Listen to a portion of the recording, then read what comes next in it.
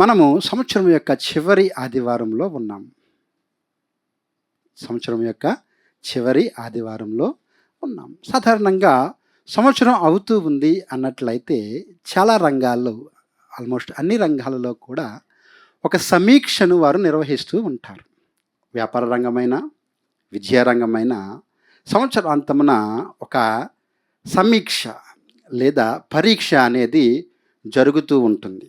ఒకవేళ అది వ్యాపారం అయినట్లయితే దాన్ని ఏజీఎం అని పిలుస్తూ ఉంటారు. యాన్యువల్ జనరల్ మీటింగ్ అని పిలిచి అక్కడ ఉన్న వారందరూ కూడా డెలిగేట్స్ అందరూ కూర్చొని ఆ సంవత్సరంలో వారి యొక్క వ్యాపారము ఏ విధంగా ముందుకు సాగింది, వారు ఎదుర్కొన్న సవాళ్ళు ఏంటి, వారు సాధించిన ప్రగతి ఏంటి అనేది వారు సమీక్షించుకొని రాబోయే సంవత్సరం కోసం కొన్ని గోల్స్ వారు ఏర్పాటు చేసుకుంటూ ఉంటారు.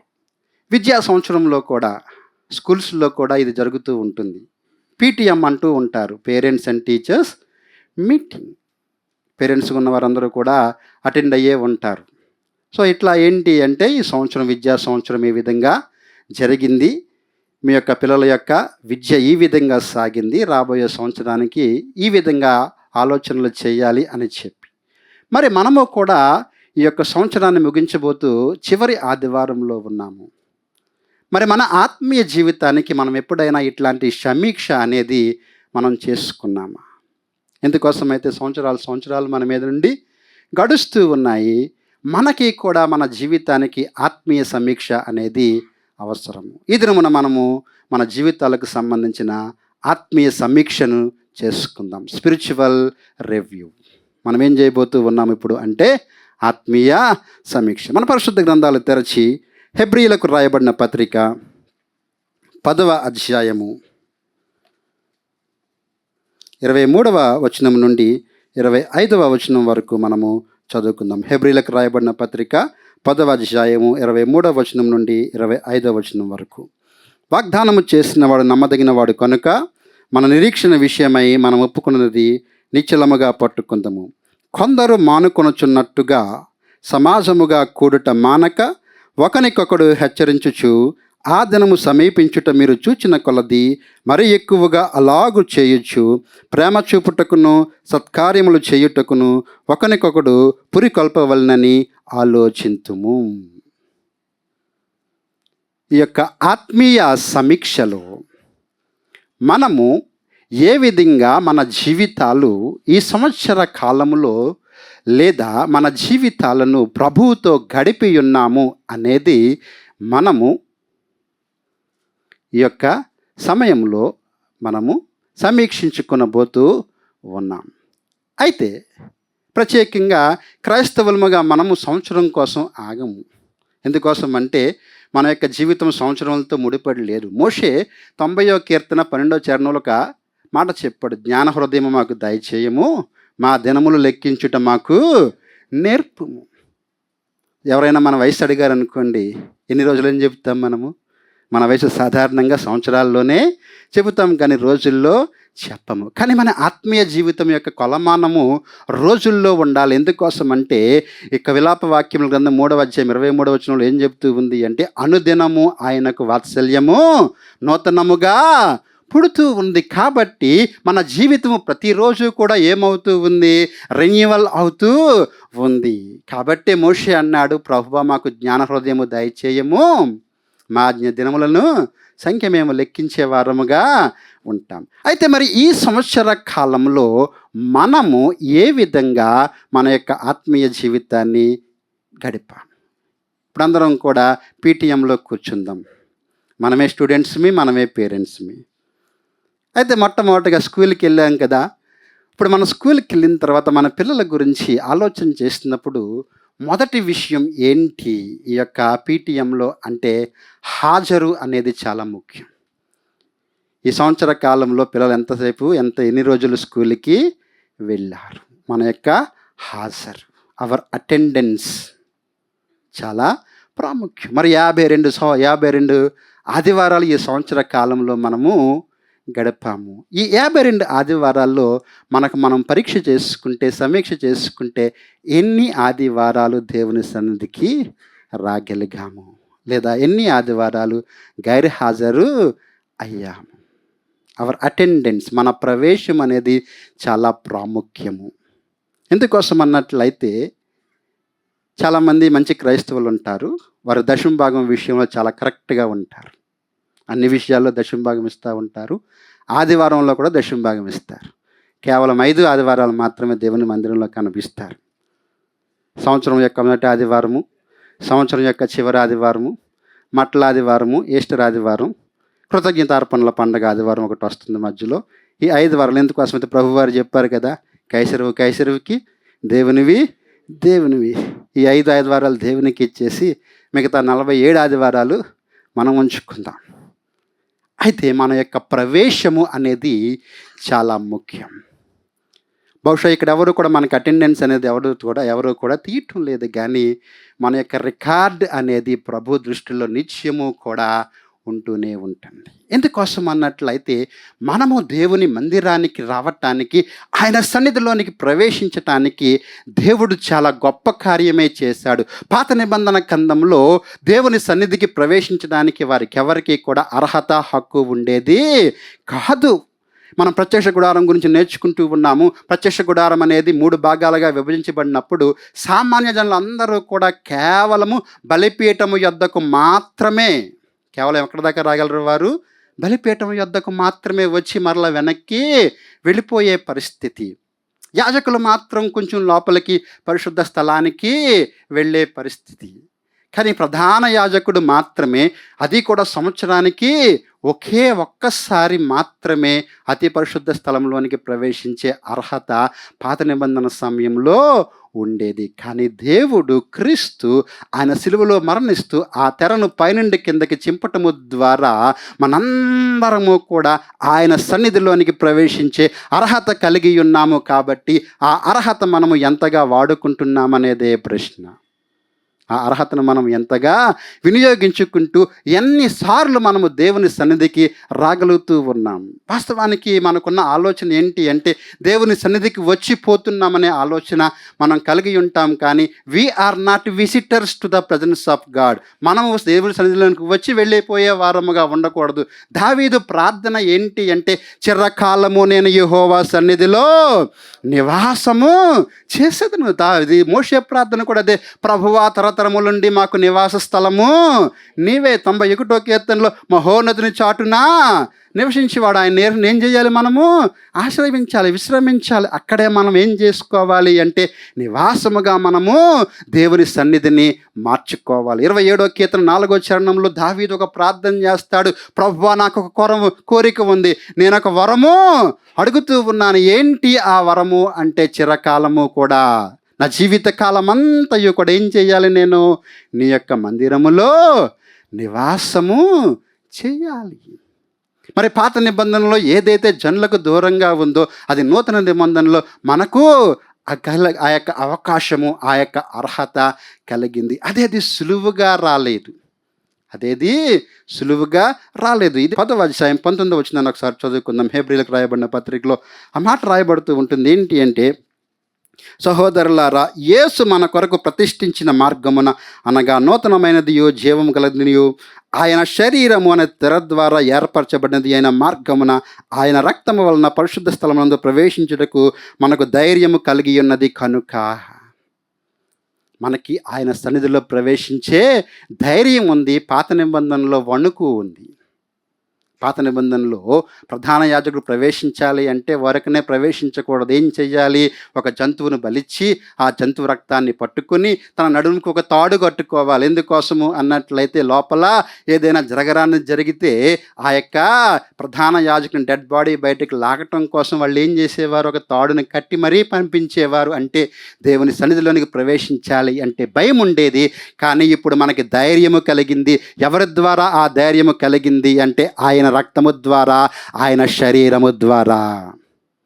ఆయన రక్తము ద్వారా, శరీరం ద్వారా మనకు కలిగిన ధైర్యాన్ని బట్టి మనం ఏం చెయ్యాలి అంటే దేవుని సన్నిధిలోనికి ప్రవేశించాలి. అలా ప్రవేశించే అవకాశము దేవుడు మనకి ఇచ్చాడు.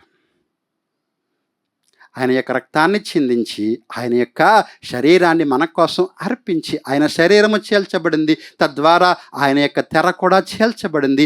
మనకి దేవుని సన్నిధికి ప్రవేశించడానికి ఏదైతే అడ్డుగా ఉందో ఆ అడ్డు ఆయన యొక్క శిలువ త్యాగము ద్వారా ఆ అడ్డు తొలగించబడింది.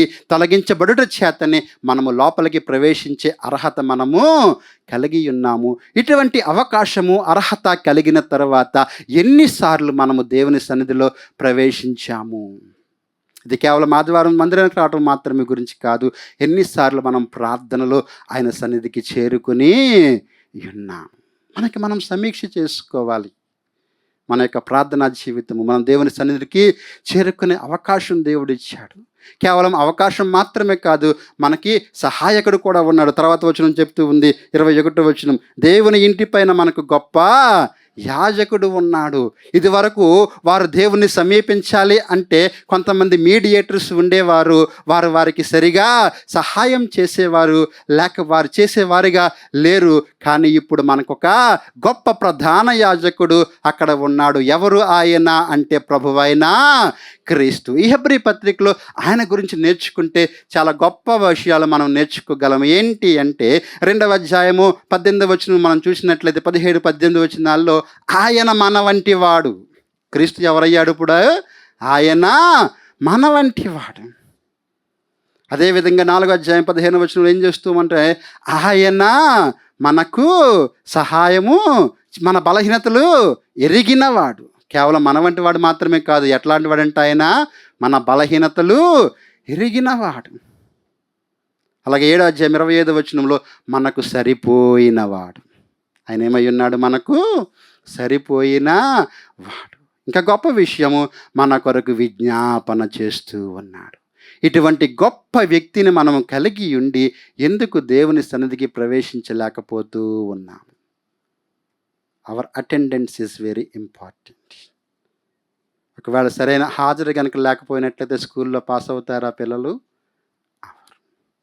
కానీ మనకి పాస్ అండ్ ఫెయిల్ గొడవ లేదు కాబట్టి మనం చాలాసార్లు ఏం చేస్తూ ఉంటాము అంటే దేవుని సన్నిధిని నిర్లక్ష్యపరుస్తూ ఉంటాం.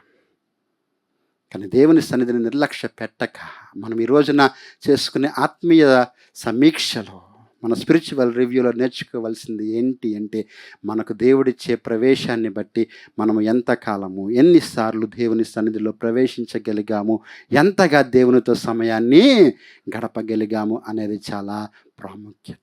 కేవలము అర్హత మాత్రమే కాదు, మనకు సహాయం మాత్రమే కాదు, ఒక గొప్ప విషయం ఉంది. ఏంటి అంటే ప్రభువు మనలను ఆ విధంగా మనకి ఇస్తున్న అవకాశం. 23వ వచనం చూద్దాం. 22వ వచనం, మనస్సాక్షి కల్మషము తోచకుండానట్లు ప్రోక్షింపబడిన హృదయముల గలవారమును నిర్మలమైన ఉదకముతో స్నానం చేసిన శరీరముల గలవారమై యుండి విశ్వాస విషయంలో సంపూర్ణ నిశ్చయత కలిగి యథార్థమైన హృదయముతో మనము దేవుని సన్నిధానమునకు చేరుదుము. ఇదివరకు పాపముతో ఉండేవారు కాబట్టి, పాపులముగా ఉండేవారు కాబట్టి దేవుని సన్నిధిని ప్రవేశించడానికి అర్హత అనేది వారికి లేదు. ఆ పై వచనాల్లో మనం చూస్తాం, గొర్రెల యొక్కయు మేకల యొక్క రక్తము వారి యొక్క పాపాన్ని తీసివేయలేకపోయింది. కానీ క్రీస్తు రక్తము మన యొక్క మనస్సాక్షిని శుద్ధి చేసింది, మన యొక్క దేహాలను శుద్ధి చేసింది, మన యొక్క హృదయాలను శుద్ధి చేసింది. మనము పరిశుద్ధులముగా పూర్ణులముగా మార్చబడ్డాము. కాబట్టి దేవుని సన్నిధానముకు చేరటానికి మనకు ఒక గొప్ప మార్గం అనేది క్రీస్తు ద్వారా ఏర్పాటు చేయబడినది. కాబట్టి ఇటువంటి గొప్ప అవకాశము కలిగి ఉన్నను మనము ఎన్నిసార్లు దేవుని సన్నిధిలోనికి ప్రవేశించాము? సమీక్ష మనల్ని మనం ఆలోచించుకోవాలి. ఈ సమయంలో దేవునితో ఎంత ఎక్కువ సమయము ఈ సంవత్సరము గడపగలిగాను? ఎన్నిసార్లు మందిరానికి రాగలిగాను? ఎన్నిసార్లు ప్రార్థన చేయగలిగాను? ఎన్నిసార్లు ఈ విధంగా మనము ముందుకు సాగగలిగాము అనేది చాలా ముఖ్యం. అక్కడ చూస్తూ ఉంటాం 24వ వచనంలో, కొందరు మానుకున్నట్లుగా. వాస్తవానికి కరోనా తర్వాత పరిస్థితి మనం చూస్తూ ఉంటే క్లాసులు ఆన్లైన్లో అయిపోయాయి, ఆరాధనలు కూడా ఆన్లైన్లో అయిపోయాయి. ఉండగా మనం సహవాసంగా కూడుకునుట అనేది కొన్ని విషయాల్లో మనం దాన్ని నిర్లక్ష్య పెడుతూ ఉంటాం. ఏ సహవాసంతోనే ఉండాలా, ఇంట్లో ఉండి మొబైల్లో నుంచి ఆరాధన చేసుకోకూడదా అనుకుంటూ మనం ఆలోచన చేస్తాం. సహవాసంగా కూడుకుంటూ చాలా ప్రాముఖ్యమైనది. ఎందుకు ప్రాముఖ్యమైనదో ఒక ఉదాహరణ చెప్తాను. ఇప్పుడైతే లేవు గానీ, ఎలక్ట్రానిక్ ఐరన్ బాక్స్‌లు వచ్చినవి కానీ, పాతకాలంలో బొగ్గులతో ఇస్త్రీపెట్టెలుండేవి. బొగ్గులతో ఇస్త్రీపెట్టెలుండేవి. దాంట్లో బొగ్గులు వేసి నిప్పి పెట్టిన తర్వాత అవన్నీ కూడా బాగా కాలుతూ ఉండేవి. బాగా కాలుతూ ఉండేవి. సరిగ్గా బాగా కాలిన తర్వాత నల్లగా ఉన్న బొగ్గు ఏమైపోతుంది? ఎర్రగా మార్చబడుతుంది. ఒక బొగ్గును తీసి పక్కన పెట్టండి. పక్కన పెడితే ఏమవుతుంది? సహవాసం కోల్పోయింది ఇప్పుడు. మిగతా బొగ్గులన్నీ సహవాసంలో ఉన్నాయి. ఈ బొగ్గు ఒకటే ఏం కోల్పోయింది? సహవాసం కోల్పోయింది. కొంతసేపు చూచినట్లయితే ఎర్రగా ఉన్న బొగ్గు తెల్లగా మారుతుంది. పైన ఏమడుతుంది? బూడిద వస్తుంది. ఇంకొంతసేపు అంటే ఇంకా ఎక్కువ సేపు ఉన్నట్లయితే ఆ బూడిదను వస్తే మరలా మొదటి స్థితికి వచ్చేస్తుంది. మరలా నలుపైపోతుంది. ఇది సహవాసములో ఉన్న బలము. సహవాసంలో ఉన్నంత కాలము కూడా మనం దేవుని కోసం మండించబడే వారముగా ఎర్రగా ఉంటాము. ఒకవేళ సహవాసంలో దూరం అయిపోతే మన గత స్థితికి మనము చేరిపోతాం, దిగజారిపోతాం. సహవాసంలో ఉండటం చాలా ప్రాముఖ్యము. అందుకోసమే కొందరు మానుచున్నకున్నట్లుగా మనం ఏం చేయకూడదు? మానక ఏం చేయాలి? దేవుని సన్నిధిలోనికి మనము ప్రవేశించాలి. ఒకవేళ దేవుని సన్నిధిలోనికి మనకు ప్రవేశించలేకపోయినట్లయితే ఇదిగో మన ఆత్మీయ జీవితంలో, మన ఆత్మీయ స్థితిలో మనము దిగజారిపోయే అవకాశము ఉంది. అందుకోసం మనం ఏం చేయాలి? ఒకరినొకరు ఆదరించుకున్నట్టు కొరకు నిరంతరము కూడా దేవుని సన్నిధిలో ఉండే వారముగా, సహవాసం కలిగిన వారముగా మనం ఉండుట కొరకు ప్రయాసపడాలి. మన ప్రవేశము, మన యొక్క అటెండెన్స్ అనేది చాలా చాలా ప్రాముఖ్యమైనది. ఇది మొదటి విషయం. రెండవది, తర్వాత పేరెంట్స్గా ఉన్న మీరు అక్కడ టీచర్స్ని అడుగుతూ ఉంటారు. ఏంటి అంటే, మా యొక్క అబ్బాయి క్లాసులో ఎలా ఉంటూ ఉన్నాడు, మా అమ్మాయి క్లాసులో ఎలా ఉంటూ ఉంటుంది. ఎందుకోసం అంటే పిల్లల యొక్క ప్రవర్తన, బిహేవియర్ అనేది చాలా చాలా ముఖ్యం. చాలా ముఖ్యం. రెండవది, మన ప్రవేశం మాత్రమే కాదు, మన ప్రవర్తన కూడా చాలా ప్రాముఖ్యమైనది. ఎందుకోసం ప్రాముఖ్యమైంది అన్నట్లయితే, ఒకసారి స్కూల్స్ని కనుక మీరు చూసుకున్నట్లయితే స్కూల్లో ఒక ప్రత్యేకమైన కమిటీ ఉంటుంది. డిసిప్లినరీ కమిటీ అని పిలుస్తూ ఉంటాం. వీళ్ళ పని ఏంటి అంటే విద్యార్థులు ఎలా ఉంటూ ఉన్నారు, వారి యొక్క బిహేవియర్, ప్రవర్తన ఏ విధంగా ఉంటుంది అని చెప్పి వారు కొన్ని లెడ్జర్స్ పెడుతూ ఉంటారు. వారు కొన్ని రికార్డ్స్ పెట్టి రాస్తూ ఉంటారు. నేను బైబిల్ కాలేజీలో ఉన్నప్పుడు మేము ఈ పని చేసేవాళ్ళం. ఒక ప్రత్యేకమైన పుస్తకం పెట్టి ఆ పుస్తకాలు రాసేవాళ్ళం. ఏ స్టూడెంట్స్ ఏ విధంగా ఉన్నారు. అవసరమైనప్పుడు ఆ గ్రంథాలు విప్పుతూ ఉండేవాళ్ళం. ఆ గ్రంథాలు విప్పబడగా వారి యొక్క చరిత్ర అంతా కూడా దాంట్లో నుంచి బయటపడుతూ ఉండేది. మన యొక్క ప్రవర్తన అనేది చాలా చాలా ప్రాముఖ్యము. Our behaviour. ఎందుకోసము అన్నట్లయితే, వాస్తవానికి స్కూలింగ్ అయిపోయిన తర్వాత మనకు ఒక సర్టిఫికెట్ ఇస్తూ ఉంటారు. కాండక్ట్ సర్టిఫికెట్ అనేది ఒకటి మనము పొందుకుంటూ ఉంటాం. ఒక రోజున ఒక భర్త గారు కొన్ని పాత పేపర్స్ అన్నీ చూస్తా సడన్గా సోఫాలో కూలబడిపోయాడంట. సోఫాలో కూలబడిపోయాడు. భార్య వచ్చి అయ్యో ఏమైందని చూస్తే ఆయన చేతిలో ఒక సర్టిఫికెట్ ఉంది. ఏంటి అంటే తన యొక్క భార్య యొక్క high school certificate, conduct certificate. దాంట్లో కామ్ అండ్ సాఫ్ట్ స్పోకెన్ అని రాసి ఉందంట. ఆమె చాలా నెమ్మదస్తురాలు, మృదు భాషి, చాలా నెమ్మదిగా మాట్లాడుతుందని రాసిపడి ఉంది. కానీ దాంట్లో రాసింది ఒకటి, అక్కడ ఉన్నది మరొకటి. అది చూసి ఆయన వెంటనే సోఫాలో కూలబడిపోయాడు. దేవుడు కూడా మనకి కాండక్ట్ సర్టిఫికెట్ ఇస్తాడు. పరిశుద్ధ గ్రంథంలో దేవుడు చాలామందికి సర్టిఫికెట్ ఇచ్చాడు. యోబుకు ఒక సర్టిఫికెట్ ఇచ్చాడు, నీతిపరుడు, యథార్థపరుడు. నతనీయులకు ఒక సర్టిఫికెట్ ఇచ్చాడు, ఈయన యందు ఏ కపటము కూడా లేదు. మోషేకి నా ఇల్లంతటిలో నమ్మకస్తుడు. దేవుడు మన ప్రవర్తన గమనిస్తూ ఉన్నాడు. మనకు ఒక సర్టిఫికేట్ అనేది తప్పక ఇవ్వబడుతూ ఉంది. అఫ్కోర్స్ మనం పబ్లిక్ ఎగ్జామ్ రాయాలి పరలోకంలో, మనందరము కూడా. మనకు ఆ చివరి ఎగ్జామ్ ఉంది. కానీ అంతకు ముందే మనం జీవిస్తూ ఉన్న ఈ లోకంలో, ఈ సమయంలో ప్రతి నిత్యము కూడా దేవుని కన్నులు మనలను కనిపెడుతూ ఉన్నాయి మన ప్రవర్తన విషయమై. మరి ఈ సంవత్సర కాలంలో ఏ విధంగా మన ప్రవర్తన ఉంది, అటువంటి స్పృహతో మనము జీవిస్తూ ఉన్నామా అనేది మనం చూసుకోవాలి.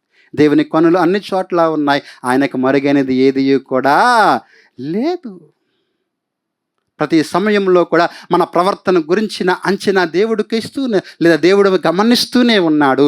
మన జీవితంలో మన ప్రవర్తన ఏ విధంగా ఉంది అనేది చాలా చాలా ప్రాముఖ్యమైనది. మన ప్రవర్తన గురించి ఆలోచన చేసుకున్నప్పుడు మన యొక్క ప్రవర్తన గురించి ఇక్కడ మాట్లాడుతూ ఉంటుంది. ఏంటి అంటే 24వ వచనంలో, కొందరు మానుకొనుచున్నట్టుగా సమాజంగా కూడట మానక ఒకరికొకడు మనం ఏం చేయాలి అంటే హెచ్చరించుకోవాలి. మనం ఎప్పుడైతే ఒకరికొకరు కలిసి సమాజంగా కూడుకుంటూ ఉన్నామో మన ప్రవర్తనలో మొదటగా ఉండాల్సింది ఏంటి అంటే మన యొక్క వర్డ్స్ అనేవి హెచ్చరించే వాటిగా ఉండాలి. హెచ్చరిక అంటే ఆదరించేవిగా ఉండాలి. ఏం చేయాలి? మనము ఆదరించే వారముగా ఉండాలి. పరిశుద్ధ గ్రంథంలో కాయనకు ఆదరణ పుత్రుడు అనే పేరు ఉంది, హెచ్చరిక పుత్రుడు అనే పేరు ఉంది. ఆయన పేరు బర్నబా. ఆయన పేరు అసలు పేరు యోసేపు. కుప్ర నుంచి వచ్చాడు. అయితే అపోస్తలులందరూ కలిసి ఆయనకు సరైన పేరు పెట్టారు. ఏంటి అంటే బర్నబా. ఈ యొక్క బర్నబా ఏం చేసేవాడు అంటే ఆదరించేవాడు, హెచ్చరించేవాడు, అంటే ప్రోత్సాహపరిచేవాడు.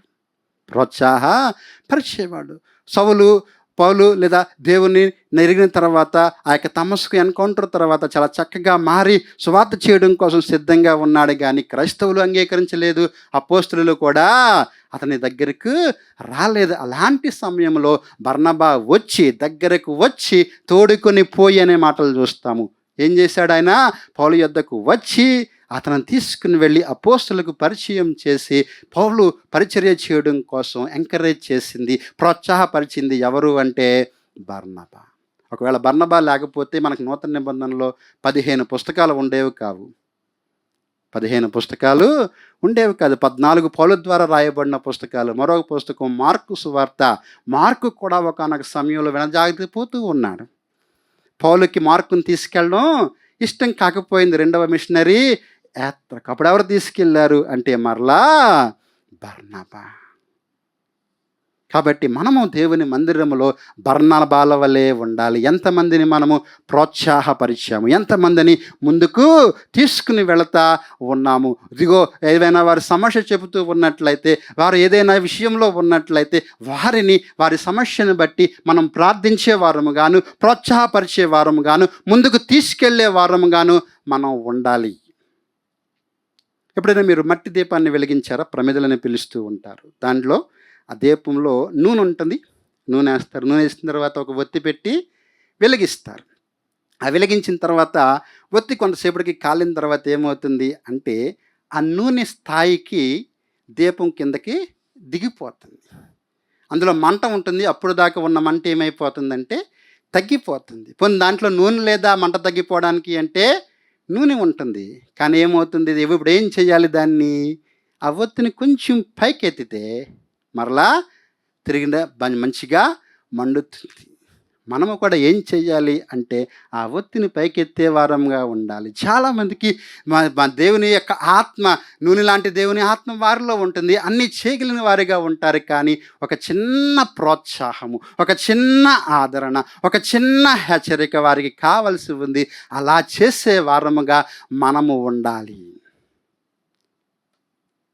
మనము దేవుని మందిరంలో స్పెక్టేటర్స్ము కాము. వాస్తవానికి వచ్చి మనం చూసి వెళ్ళిపోయే వారము కాదు. మనము దేవుని మందిరంలో అవయవముగా ఉన్నాము. మనం ఒకరికొకరు ప్రోత్సాహపరుచుకొని, ఒకరికొకరు సహాయం చేసుకునే వారముగాను, హెచ్చరించుకునే వారముగాను, ఆదరణ కలిగించే వారముగాను, ముందుకు సంఘాన్ని తీసుకుని వెళ్ళే వారముగా ఉండాలి అనేది దేవుని కోరిక.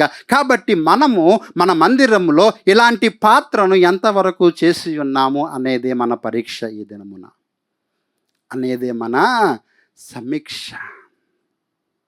ఇదిగో ఈ బ్రదర్తో నా సమస్య చెప్తే ఆయన మన కోసం ప్రార్థన చేస్తారనే ధైర్యము, భరోసా ఎవరికైనా ఇవ్వగలిగామా? ఈ సిస్టరు మా సమస్య విని ఆమె మరొకరికి చెప్పకుండా తప్పక ఆమె మా కోసం ప్రార్థించి మా కుటుంబానికి ఒక మంచి ఆదరణ కలిగిస్తుంది అనే ఆలోచన ఎవరికైనా ఇవ్వగలిగామా? మన యొక్క జీవితం ద్వారా మన సంఘంలో అనేది చాలా ప్రాముఖ్యత.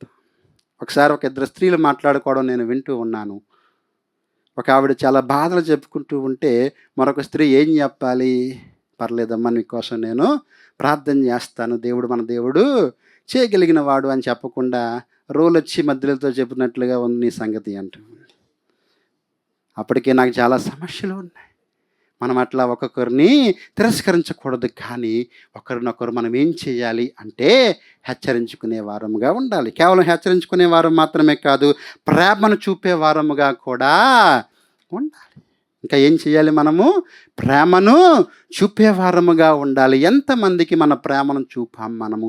ప్రేమ అనేది కేవలం మాటలతో చూపేది కాదు, కానీ మనము క్రియలతో ప్రేమించాలి. క్రియలతో ప్రేమించాలి. మనము సహోదర ప్రేమను కలిగి మన ప్రేమను మందిరములో విస్తరించే వారముగా మనము ఉండాలి. ఈ ఆత్మీయ సమీక్షలో మనం ఎంతమందిని ప్రేమించగలిగాము? మన ప్రేమ ద్వారా ఎంతమందిని క్రీస్తు వైపుకు నడిపించగలిగాము? మన ప్రేమ ద్వారా ఎంతమందిని మందిరంలో ప్రోత్సాహపరచగలిగాము? ఎంతమందిని ప్రోత్సాహపరచగలిగాము? ఇది చాలా ప్రాముఖ్యమైనది. కేవలం సంఘాన్ని కట్టుకోవడం మాత్రమే కాదు, కుటుంబాన్ని కట్టుకోవడానికి కూడా ప్రేమ అనేది చాలా గొప్ప అంశం. కేవలం ప్రోత్సాహపరచడం మాత్రమే కాదు, ప్రేమించాలి. తర్వాత చివరి మాట ఉంటుంది, ఒకరికొకడు మనం ఏం చేయాలి అంటే పురికొల్పుకోవాలి. అక్కడే పుట్టినోట్లో రేపవలెను అనే మాట ఉంటుంది. ఎట్లా రేపాలి? ఎట్లా పురికొల్పాలి? బహుశా దేవుడు ఒక్కొక్కరికి ఒక్కో విధమైన టాలెంట్స్ ఇస్తూ ఉంటాడు, ఒక్కొక్క వరాన్ని ఇస్తూ ఉంటాడు. ఆ వరాన్ని బట్టి మనం అసూయ పడక, ఆ పని మనం చేయలేకపోతూ ఉన్నామనే ఆలోచన మనకు లేక, వారికి దేవుడిచ్చిన వరాన్ని బట్టి, దేవుడు వారికి ఇచ్చిన తలాంతుని బట్టి మనం వారిని ఏం చేయాలి అంటే ప్రోత్సాహపరుస్తూ, పురికొల్పుతూ వారిని ముందుకు తీసుకుని వెళ్ళే వారముగా ఉండాలి. కొంతమంది సైలెంట్ మినిస్టర్స్ ఉండిపోతూ ఉంటారు, వారి గురించి పెద్దగా ఆలోచన చేయం. అలాంటి వారిలో ఆంద్రేయ ఒకడు. ఆంద్రేయ పేతురుని తీసుకొచ్చి క్రీస్తుకు పరిచయం చేయగా పేతురు చాలా వెల్ నోన్ అయిపోయాడు అందరికీ. కానీ పేతురుని తీసుకొచ్చింది ఎవరు? ఆంద్రేయ. అలాగే 5 రొట్టెలు 2 చేపలు 5,000 మందికి పంచిపెడితే అక్కడ ఆ యొక్క రొట్టెలు తీసుకొచ్చింది ఎవరు? బలుడే తీసుకొచ్చాడు, కానీ దాన్ని గుర్తించింది ఎవరు? ఆంద్రేయ. అలాగే గ్రీకు దేశస్తులు వచ్చి మేము యేసుని చూడగోరుతూ ఉన్నామని చెప్తే ఎవరికి చెప్పారు తీసుకెళ్ళి? ఆంద్రేయ ఎప్పుడు కూడా కనబడేవాడు కాదు అందరికీ కూడా. పేతురుని చూస్తే తొలి ప్రసంగం చేయగానే పేతురు ప్రసంగం ద్వారా 3,000 మంది రక్షించబడ్డారు. ఇద్దరు అన్నతమ్ములే పైగా. అన్నయ్యకేమో ఒక పేరు వచ్చింది, తమ్ముడికి మరొక పేరు వచ్చింది. ఆ కనబడిని పరిచర్య చేస్తూ ఉన్నా కానీ అందరినీ క్రీస్తు దగ్గరికి తీసుకుని వచ్చే పరిచర్య ఆంద్రేయ చేస్తూ ఉండేవాడు. మన సంఘంలో మనము అలా పురికొల్పే వారముగా, రేపే వారముగా, ప్రోత్సహించే వారముగా మన ప్రవర్తన ఉండాలి. దేవుడు మన ప్రవర్తనను గమనిస్తూ ఉన్నాడు. కేవలము మనము ఆశీర్వాదంగా ఉంటే సరిపోదు. దేవుని కోరిక ఏంటి అంటే మనము ఆశీర్వాద కారకులముగా ఉండాలి. మనం కేవలం ఆశీర్వాదం పొందుకునే వారంగా కాదు, ఛానల్ ఆఫ్ బ్లెస్సింగ్స్ అని పిలుస్తాం మనము. ఆ విధంగా ఆశీర్వాదాన్ని ఇతరులకు ఇచ్చేవారముగా, వారిని ఆ వైపుకు నడిపించే వారముగా మనం ఉండాలి. ఇది మన యొక్క ప్రవర్తన. ఎప్పుడైతే మనము ఈ విధంగా ప్రోత్సాహపరిచే వారముగా ఉంటామో మనము మందిరంలో సరిగా ప్రవర్తిస్తూ ఉన్నట్లు. ఎందుకోసమంటే మన యొక్క ప్రవర్తన అనేది చాలా చాలా ప్రాముఖ్యమైనది. కేవలం ప్రవర్తన మాత్రమే కాదు, చాలా చాలా ప్రాముఖ్యమైన విషయం మనం స్కూల్లో అడుగుతూ ఉంటాం, మార్కులు. హాజరు గురించి అయిపోయింది, కండక్ట్ గురించి అయిపోయింది. ఇప్పుడు ఏమడుగుతూ ఉంటాం మనం పిల్లల గురించి, లేదా టీచర్స్ మనకు చెప్పే విషయం ఏంటి? ఇక్కడికి రాకముందు నేను గత సంవత్సరం అంతా ఒక టీచర్గా పనిచేశాను ఒక స్కూల్లో. ప్రతి ఒక్కరు అడిగే మాట ఏంటి అంటే మార్కులు బాగా వస్తున్నాయా, రావట్లేదు. మార్కులు బాగా వస్తున్నాయా, రావట్లేదు. మనం మార్కులు వేసుకుందాం ఈసారి. ఎప్పుడు మన యొక్క ఈ సంవత్సర కాలానికి ఈ ఆత్మీయ సమీక్షలో ఒకవేళ మార్కులు వేయగలిగితే ఎంత, మన యొక్క ప్రగతి ఏంటి, మన యొక్క ప్రగతి ఏంటి? వారు మనకేమి ఇస్తారు అంటే ప్రోగ్రెస్ రిపోర్ట్ అనేది ఇస్తూ ఉంటారు. ఈ ప్రోగ్రెస్ రిపోర్ట్ ఇచ్చే అనుభవంలో మీకు ఎలాంటి విషయం ఉందో తెలియదు, కానీ ఒకవేళ మార్కులు తక్కువ వస్తే ఆ పిల్లల్లో ఒక ఆందోళన ఉంటుంది, ఈ మార్కులు మా తల్లిదండ్రులకి ఎలా చూపించాలి. అలాగే ఆ తక్కువ వచ్చిన మార్కులు పేరెంట్స్లో ఒక ఆందోళన ఉంటుంది, ఇన్ని వేలు లక్షలు ఖర్చు పెడుతూ ఉంటే వీడికి వచ్చే మార్కులు చాలా కష్టమైన రిపోర్ట్ ప్రోగ్రెస్ రిపోర్ట్. ఇట్లాంటి ప్రోగ్రెస్ రిపోర్ట్ దేవుడు మనకిచ్చినట్లయితే మన మార్కులు ఎలా ఉండబోతూ ఉన్నాయి? ఎందుకోసం అన్నట్లయితే మనం క్రెడెన్షియల్స్ అంటాం. అంటే ఏంటి అంటే అదంతా అయిపోయిన తర్వాత చివరిలో టీచర్ ఒక సంతకం పెడతా ఉంటాడు. ఈ కుర్రోడు నెక్స్ట్ క్లాస్ వెళ్ళడానికి అర్హుడు. అర్హతా పత్రం అని పిలుస్తూ ఉంటాం.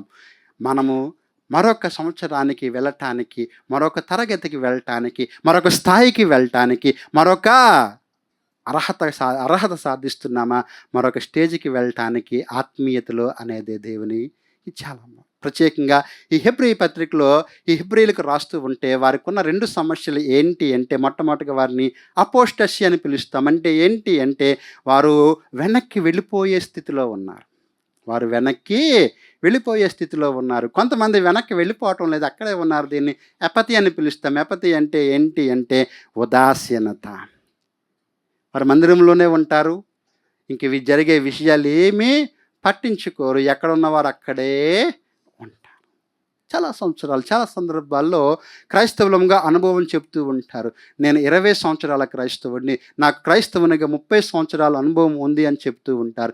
ఈ 30 సంవత్సరాల అనుభవంలో మనం సాధించిన ప్రగతి ఏంటి? సంవత్సరాలు జరుగుతూ ఉండగా మనము ఆత్మీయతలో ఏ విషయాలలో, మనము అన్ని విషయాలలో ఎలాంటి ప్రగతి సాధించాము అనేది చాలా ప్రాముఖ్యమైనది. చాలామంది సాక్ష్యాలు వింటూ ఉండగా వారు కొత్త సాక్ష్యాలు చెప్పలేక కొన్ని సంవత్సరాలుగా అదే సాక్ష్యాన్ని రిపీట్ చేస్తూ ఉంటారు. ఎందుకోసము అన్నట్లయితే వారికి నూతనమైన అనుభవాలు, నూతనమైన ప్రమోషన్స్ లేదా ప్రగతి అనేది రావటం లేదు. చాలామంది మేము ఎన్ని సంవత్సరాలుగా దేవుని మందిరంలో ఉన్నాము అనే సాక్ష్యాన్ని అయితే చెప్పగలుగుతారు, కానీ వారికి మొదటి సంవత్సరంలో ఉన్న అనుభవమే ప్రతి సంవత్సరము కూడా ఏమవుతూ ఉంటుంది అంటే రిపీట్ అవుతూ ఉంది. 30 సంవత్సరాల అనుభవమే ఉంది, కానీ అనుభవం అంతా ఎంతది అంటే ఆ మొదటి సంవత్సరం అనుభవమే. ఆ మిగతా 29 సంవత్సరాలు కూడా అదే సాక్ష్యంతో ముందుకు వెళ్ళిపోతూ ఉంటాం. కాదు. దేవుడు మన నుండి కోరేది ఏంటి అంటే ఒక ప్రగతి కోరత ఉన్నాడు. అవితు అనే ఉపమానంలో చెప్పాడు ప్రభువారు. ఏంటి అంటే ఒకరికి 30, మరొకరికి 60, మరొకరికి 100 ఫలము. మనం ఫలిస్తూ ఉన్నాం. ఈ ఫలించే విషయంలో లేదా ప్రగతి సాధించే విషయంలో ఒక వాక్యాన్ని మనం ఇక్కడ చూద్దాం. ఇక్కడే వీళ్ళకి మాట్లాడుతూ ఇక్కడ ప్రభువారు చెబుతూ ఉంటాడు. ఏంటి అంటే 26వ వచనం, మనం సత్యమును గూర్చిన అనుభవ జ్ఞానం పొందిన తర్వాత బుద్ధిపూర్వకంగా పాపం చేసిన యెడల పాపమునకు ఇక బలి ఉండదు, కానీ న్యాయ తీర్పునకు మనం భయంతో ఎదురుచుచుటయు నీ విరోధులను దహింపబోవు తీక్షణమైక అగ్ని ఇకను కూడా ఉంటూ ఉంది. ఖచ్చితంగా మనము ఆ యొక్క అగ్నిని ఫేస్ చేయబోతూ ఉన్నాము. ఆ పరీక్షలోనికి వెళ్ళబోతూ ఉన్నాం. ఆ తీర్పులోనికి మనము వెళ్ళబోతూ ఉన్నాము. ఆ వెళ్ళే సమయంలో మనం నిలవబడతామా లేదా అనేదే చాలా ప్రాముఖ్యమైన విషయం. ఇదే విషయాన్ని పౌలు కొరింథీయులకు చెబుతూ మీ యొక్క ఆత్మీయ జీవితాన్ని మీరే కట్టుకోవాలి. ఆ కట్టుకునే క్రమం గురించి మాట్లాడుతూ కొంతమంది ఏం చేస్తారు, విలువగల రాళ్లతో బంగారంతోనూ కట్టుకుంటారు, మరికొంతమంది కొయ్యతోనూ గడ్డితోనూ కట్టుకుంటారు. ఇది పరీక్షలో నిలబడేదిగా ఉందా మన జీవితము, మన ప్రగతి అనేది మనం ఆలోచన చేసుకోవాలి. ఒకవేళ మనము మన జీవితాలను దేవుని సన్నిధిలో ముందుకు తీసుకెళ్లే క్రమంలో మనము ఏ విధమైన ప్రగతిని సాధిస్తూ ఉన్నాము, ఏ విధమైన గొప్ప ఆత్మీయ అనుభవాలు కలిగి ఉంటున్నాము అనేది చాలా చాలా ప్రాముఖ్యమైన విషయం. 23వ వచనం ఇక్కడ ఏం చెప్తూ ఉంది, వాగ్దానం చేసిన వాడు నమ్మదగిన వాడు కనుక మనం ఏదైతే కలిగి ఉన్నామో దానిని నిశ్చలముగా మనము పట్టుకోవాలి. మనం ఏం చేయాలి, మనం ఏదైతే కలిగి ఉన్నామో దానిని పట్టుకోవాలి. వాస్తవానికి రక్షణ కోల్పోమనేది ఒక ప్రశ్న అయితే, దానికి మించి రక్షణ కాదు కానీ రక్షణానందాన్ని కోల్పోతాం. లేకపోయినట్లయితే దేవునితో ఉన్న సహవాసాన్ని మనము కోల్పోతాం. అలాగలా దేవుని మన యొక్క ఆత్మీయ యాత్రలో ముందుకు సాగుతూ ఉండగా దేవుడు మనకి ఇవ్వబోతున్న నూతన అనుభవాలన్నింటినీ కోల్పోయి మనం చాలా సమయాలలో ఏమీ సాధించలేని వారముగా మిగిలిపోతాము. ఏమీ సాధించలేని వారముగా మనము ఆత్మీయ జీవితంలో మిగిలిపోతాము. వీటిని ఆత్మీయ మరుగుజ్జులని పిలుస్తూ ఉంటాం, స్పిరిచువల్ డ్వార్ఫ్స్ అంటూ ఉంటాం. ఎందుకోసం అన్నట్లయితే ఏ విధమైన ప్రగతి కూడా వారి యొక్క ఆత్మీయ జీవితంలో ఉండదు. మరి మనల్ని మన జీవితాన్ని మనం చూసుకుంటూ ఉన్నప్పుడు గత సంవత్సరము లేదా గత జీవిత కాలంలో ఏ విధమైన ప్రగతి మనము సాధించాము అనేది చాలా ప్రాముఖ్యం. ఎందుకోసం అంటే మన గురించి మనకు తెలిసినంత బాగా వేరొకరికి ఎవరికి కూడా తెలియదు.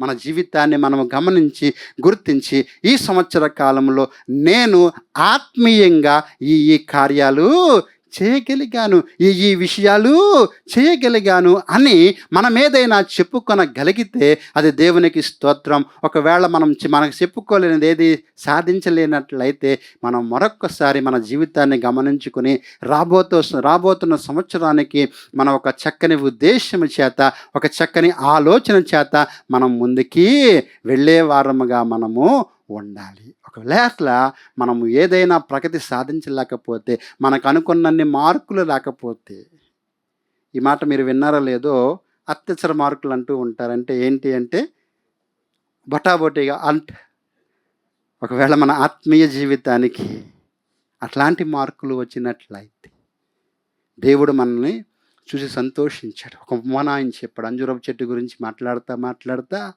ఆ చెట్టుకి అన్నీ ఇస్తా ఉన్నాడు దేవుడు. కానీ అదేం చేయటం లేదు, ఫలము ఫలించటం లేదు. ఒకవేళ దేవునికి మన గురించి అదే ఉద్దేశం ఉందేమో. ఆయన కృపను ఏమాత్రం తక్కువ చేయలేదు.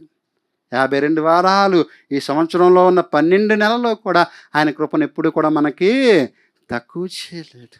ఆయన సహాయాన్ని తక్కువ చేయలేదు. ఆయన సదుపాయాలను తక్కువ చేయలేదు. ఇన్ని పొందుకున్న తర్వాత ఆశించిన ఫలము గనక మనం ఫలించలేనట్లయితే మనం ప్రగతి సాధించలేకపోతూ ఉన్నాము. దేవుని ముందు మనము ఏ విధంగా నిలవబడబోతూ ఉన్నాము అనేదే మన యొక్క ప్రశ్న. కాబట్టి ఈ చివరి వారంలో సంవత్సరం అంతా గడిపాం మనం ఈ 3 విషయాల్లో. ఏబిసి, మన అటెండెన్స్ ఎలా ఉంది, మన బిహేవియర్ ఎలా ఉంది, మన క్రెడెన్షియల్స్ ఎలా ఉన్నాయి, మన ప్రవేశం ఎలా ఉంది, మన యొక్క ప్రవర్తన ఎలా ఉంది, చివరిగా మన యొక్క ప్రగతి ఎలా ఉంది. మన ప్రవర్తన చాలా ప్రాముఖ్యమైనది. హగ్గై గ్రంథంలో ఈ మాట 5 సార్లు మనకి దేవుడు చెబుతూ ఉంటాడు. మీ ప్రవర్తన గురించి ఆలోచించుకొనుడి. ఒకవేళ దేవుడు ఆశిస్తున్న జీవితము మన జీవితాల్లో కనుక లేనట్లయితే ఈ సమీక్షలోనే మనం ప్రశ్నించుకుందాం. ఎవరిని ప్రశ్నించొద్దు. ఇది నేను మిమ్మల్ని ప్రశ్నించటం లేదు, కానీ ఇది సమీక్ష మాత్రమే. వేరొకరి గురించి, వేరే విషయాల గురించి ఆలోచించి కనుక, దేవా ఈ 52 వారాలు నా జీవితంలో ఇచ్చావు, ఈ సంవత్సరం నా జీవితంలో ఇచ్చావు, నీవు కోరుకున్నట్లు నేను జీవించానా లేదా? ఒకవేళ మీరు జీవించే క్రమంలో ఏదైనా లోపం మీకు అనిపించినట్లయితే, ఎందుకోసమంటే మనం మరొక నూతన సంవత్సరాన్ని ఎదుర్కొనబోతూ ఉన్నాం. ఇవే ఆశీర్వాదాలు, ఇవే కృపలు, ఇవన్నీ మరలా మనం పొందుకోబోతూ ఉన్నాము. కానీ ఆ రాబోయే సంవత్సరం కూడా ఇదే జీవితాన్ని కనుక మనం జీవించినట్లయితే అది దేవుని నామానికి మహిమ తేదు. ఖచ్చితంగా దేవుని నామానికి మహిమ తేదు. కాబట్టి మన జీవితాలను గురించి మనల్ని మనము సమీక్షించుకొని పరీక్షించుకొని, పరీక్ష ఎప్పుడూ కూడా దేని వైపుకు నడిపిస్తుంది అంటే మరొక మెట్టుకి పైకి ఎక్కటానికి పరీక్ష అనేది చాలా ప్రయోజనకరముగా ఉంటూ ఉంటుంది. కాబట్టి మన జీవితాల గురించి ఇప్పుడు మనము ఆలోచన చేసుకుని ఎలా మనము గడిపాము మన ఆత్మీయ జీవితాన్ని, దేవుడు ఆశించినట్లుగా మన జీవితము ఉందా లేదా? ఎందుకోసమంటే ప్రభువు మనకేది తక్కువ చేయలేదు, ప్రభువు మనకేది కూడా కొరత చేయలేదు. మనకి కావలసినవన్నీ కూడా ఆయన ఇచ్చాడు. మన కాపరి వలె మన వెన్నంటినే ఉండి ఆయన మన యొక్క బాధలలోను, వేదనలలోను, శోధనలలోను ఆయన మన వెన్నంటే ఉండి మనల్ని విడిపించి మనకి సమస్తాన్ని అనుగ్రహించగా, సమస్తాన్ని మనకి ఇవ్వగా మనము ఏ విధమైన ఫలాన్ని ప్రభువుకి ఇస్తూ ఉన్నాం. ఎందుకోసం అన్నట్లయితే ఆయన మనకు జీతం ఇవ్వటానికి సిద్ధంగా ఉన్నాడు. మన యొక్క ఫలము, బహుమానము ఆయన చేతిలో ఉంది. మరి ఎట్లాంటి బహుమానం మనము పొందుకోవాలి, ఎట్లాంటి బహుమానము పొందుకోవడానికి మనం అర్హులముగా మారతాము అనేదే మన యొక్క విషయం. కాబట్టి ఈ వాక్యపు వెలుగులో మనల్ని మనం ఒక్కసారి పరిశీలన చేసుకుందాం. ఈ సమయంలో అందరం కళ్ళు మూసుకొని ప్రార్థన చేద్దాం.